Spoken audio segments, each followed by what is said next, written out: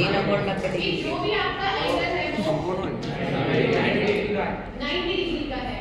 तो अगर आपके पास कोई ऐसा ट्राइंगल है जिस ट्राइंगल में एक एंगल 90 डिग्री का है तो उसे कहा जाता है समकोण। अब क्वेश्चन ये आता है, मैंने कहा एक एंगल 90 डिग्री का होता है, ऐसा नहीं हो सकता कि दो एंगल 90 डिग्री के हो जाए। तो ऐसे त्रिभुज को क्या बोलेंगे जिसमें दो एंगल 90 डिग्री के हो जाएंगे? एक ट्राइंगल में एक एंगल 90 डिग्री का हो गया, उसको बोला जाता है समकोण। और मान लीजिए इस ट्राइंगल में दो एंगल 90 डिग्री के हो जाए, कोई कुछ बोलना चाहेगा? किसी ट्राइंगल में दो एंगल 90 डिग्री है, इस चीज के बारे में कोई भी बच्चा कुछ कहना चाहेगा? इंदर, नीतीश, कार्तिक, पर देखो क्वेश्चन को समझने की कोशिश करो। अगर किसी ट्राइंगल में दो एंगल 90 डिग्री हो जाए, इमेजिन करो कि वो ट्राइंगल कैसा होगा। दो कुछ अच्छा, देखो आप हंस रहे हो और आपको कोई जवाब नहीं करता, लेकिन कोई बात नहीं। पर बोर्ड में ऐसा ट्राइंगल ड्रॉ करेगा जिसके दो एंगल 90 डिग्री पर फटाफट जल्दी जल्दी शाबाश। कोई एटलीस्ट ट्राई। आप इमेजिन कर पा रहे हो कोई ट्राइंगल जिसके दो एंगल 90 डिग्री है? अमृत क्या बोलूं, तुम ड्रॉ करो। हो नहीं सकती, तुम ड्रॉ करो और अमृत एक्सप्लेन करेगा। अमृत बोल रहा है कि मैम दो एंगल 90 डिग्री के नहीं हो सकते। अमृत कह रहा है दो एंगल 90 डिग्री के नहीं हो सकते।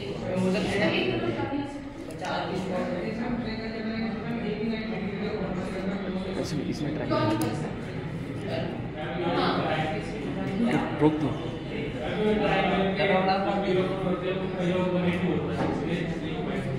देखो इंदर ने बोला है, इंदर ने बोला कि किसी भी जो ट्राइंगल होता है उसमें कितने एंगल्स होते हैं? तीन एंगल्स होते हैं। तीन एंगल्स में से हमने दो एंगल 90 और 90 ले लिए, तो 90 180 तो यही हो गया। तो फिर तीसरे एंगल के बारे में आप क्या कहना चाहेंगे?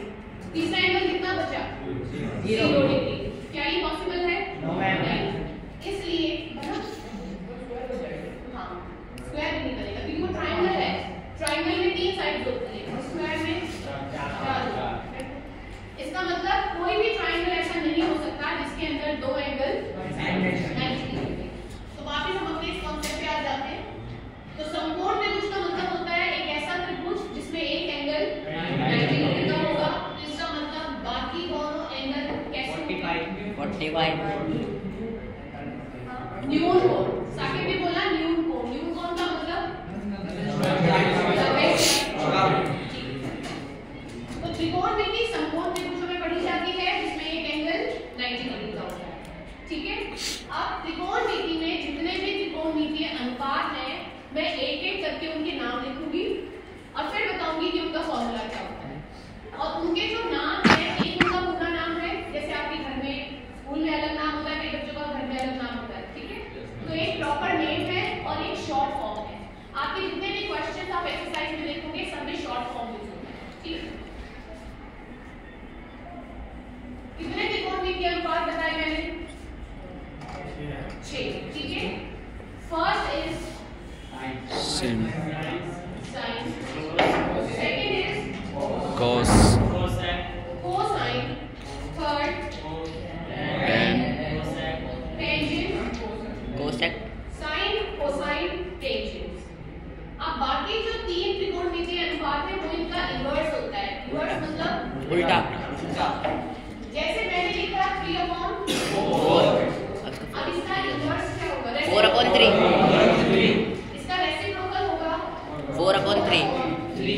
तो अब जो बाकी 3 त्रिकोणमितीय अनुपात मैं लिखने जा रही हूँ वो इनका रेसिप्रोकल होता है। ठीक है, sin का कोसेक कोसेक, कोसाइन का sin सेकेंड और टेंजेंट का कोटेंजेंट। 6। और हमने कैसे त्रिभुजों के बारे में इसको पढ़ रहे हैं? कैसे त्रिभुज की बात समकोण त्रिभुज। समकोण त्रिभुज।